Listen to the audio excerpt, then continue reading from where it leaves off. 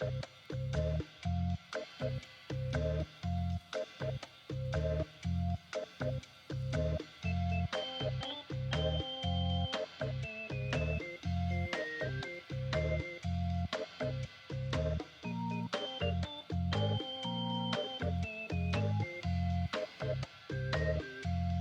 m'appelle Eva, j'ai 56 ans, je suis de formation vétérinaire. Ça fait 10 ans, enfin plus de 10 ans, ouais, que j'ai une passion pour la céramique, que j'ai donc fait comme activité secondaire jusqu'à maintenant, et là j'ai décidé d'y consacrer beaucoup plus de temps. Donc je travaille le grès, qui est une argile qui vient du Westerwald d'Allemagne, que je vais chercher là-bas. Donc un grès qui se travaille donc à haute température, comme on dit, à 1250 degrés pour la cuisson finale. Je fais des objets essentiellement utilitaires. Alors il m'arrive de créer des fois des objets décoratifs aussi, hein, mais voilà, ma passion c'est plutôt le tour. Donc je travaille, donc on a devant nous un tour électrique. J'ai ce qu'on appelle une boudineuse. C'est une sorte de vis sans fin dans un tube en inox qui me malaxe la terre quand elle sort de son paquet. Ok. Ce qui permet d'avoir des consistances un peu homogènes, et ça sort comme ça sous forme d'un gros boudin. Le travail préalable qu'on fait avant chaque tournage, c'est de faire un bélier, ce qu'on appelle un bélier, enfin une tête de bélier grosso modo, pour malaxer sans incorporer de bulles d'air. Après à la tarte, pareil, on va assouplir et puis former une boule ronde. Quand on est droitier, en fait, le tour tourne dans l'inverse des aiguilles d'une montre. Sauf au Japon où il tourne dans l'autre sens. Mais c'est aussi une question de pratique, une question de culture. Donc là, j'ai les mains mouillées pour pas que ça accroche.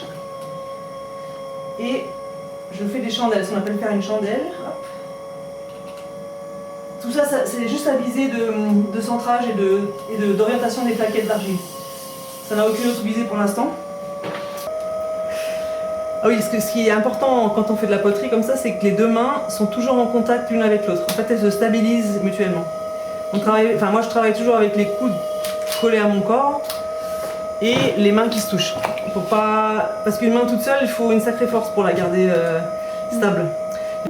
Et là, je vais ouvrir en fait de manière assez horizontale pour faire mon fond. Mettons que je parte sur un cylindre. Je vais faire un cylindre pour faire une tasse ou un truc comme ça. Là, j'écrase un petit peu. Pas comme une brute, hein, mais voilà, je tiens mon estèque jusqu'à ce qu'elle bouge plus du tout. Ça c'est pareil, c'est une question d'entraînement pour sentir jusqu'à où on peut aller en termes d'épaisseur. Ça dépend aussi de la terre qu'on a. Ça dépend. L'idée c'est vraiment plutôt d'avoir une épaisseur homogène du bas en haut. Parce que comme ça le séchage il est homogène et il n'y a pas de fissure qui se crée. Là c'est un outil qui me sert pour avoir une bordure de niveau et à peu près lisse. Ouais. Je fais une espèce d'encoche au pied de la pièce, parce que comme ça mon fil il est... Pour engager le fil. Ouais, exactement, il reste guidé vers le bas. C'est un petit coup à prendre aussi, on lève un petit peu pour que le film d'eau glisse en dessous. Et comme ça, hop, on peut déposer la pièce. Si on veut faire une décoration, au bout de 3 jours, on fait une décoration dessus à l'engobe, ce qu'on appelle l'engobe, qui est une terre colorée. Et après, donc, je laisse sécher 2 semaines avant de faire une première cuisson, qu'on appelle une cuisson biscuit. Alors pourquoi elle s'appelle biscuit, j'en sais rien, c'est complètement con. Ça a une texture rugueuse en fait, enfin, c'est solide. Ok. Et mais voilà, il n'y a pas de truc brillant ou d'émail de finition dessus, donc ça reste une structure qui est encore poreuse. Donc ça c'est une cuisson à 980 degrés. Et après on met dessus donc, ce qu'on appelle l'émail, qui est en fait du verre en poudre en suspension. Et donc l'eau qui est dans cette suspension est absorbée par mon biscuit qui est encore poreux. Et donc la poudre de verre reste en surface sur la pièce que je peux du coup remettre au four. Et là, une cuisson à 1250 degrés fait que ce verre fond et dépose une mince couche de verre sur la pièce et la rend du coup, là pour le coup, lisse, nettoyable, voilà, agréable à toucher. Le four, on va s'ouvrir. Il est là, il n'est pas très grand, mais voilà, un four électrique avec 5 faces chauffantes. 1250 degrés, les kilowatts, ouais. Ça doit... Ouais, sa tête, ouais, ça a 80 à peu près. 80 kW pour une cuisson à 1250, 55 pour une cuisson biscuit à 980, ouais.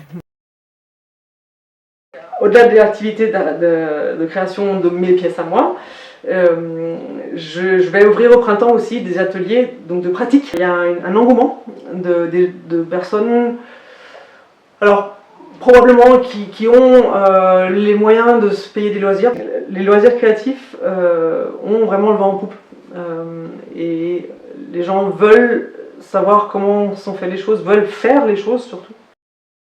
La qualité peut être très très correcte en fabrication industrielle, hein, mais je pense d'ailleurs qu'il est impossible de lutter contre, enfin de se mettre sur un même pied que la vaisselle industrielle. On se situe plutôt donc voilà, sur l'artisanat, le travail manuel, donc une offre beaucoup plus personnalisée, tant en termes de forme qu'en termes de couleur, qu'en termes de déco. On peut aussi partir sur le marché de l'art, avec des créations, avec un concept derrière, avec une démarche totalement différente qui va viser les collectionneurs, des galeries. Et c'est un choix au départ de voilà, s'adresser à une clientèle de connaisseurs, de collectionneurs, etc. ou proposer des pièces. Alors mon concept c'est ça, je voudrais que n'importe quel kidam puisse se faire plaisir à acheter un mug parce qu'il le trouve joli et qu'il s'en serve tous les jours et que c'est pas une catastrophe s'il tombe par terre et qu'il casse en fait. C'est ça mon idée.